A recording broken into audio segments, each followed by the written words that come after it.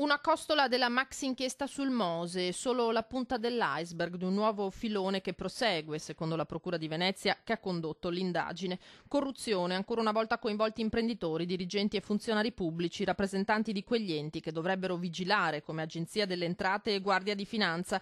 Denaro, regali, cene, addirittura assunzioni per eludere le verifiche fiscali o ridurre le sanzioni per evasione. 16 ordinanze di custodia cautelare, 14 in carcere, 2 ai domiciliari che hanno investito più province, da Venezia a Belluno, da Treviso a Verona. Detenuto a Genova il tenente colonnello della Guardia di Finanza Vincenzo Corrado, 52 anni, residente a Treviso. La mole degli atti è tale che prudenzialmente è necessario studiarle approfonditamente prima di fare qualsiasi valutazione. Quello che intanto posso certamente dichiarare è che lui nel suo ruolo, nella sua funzione, non ha avuto alcuna non era parte degli accertamenti che vengono contestati, quindi non era il pubblico ufficiale che si occupava delle verifiche che vengono contestate nei capi di imputazione.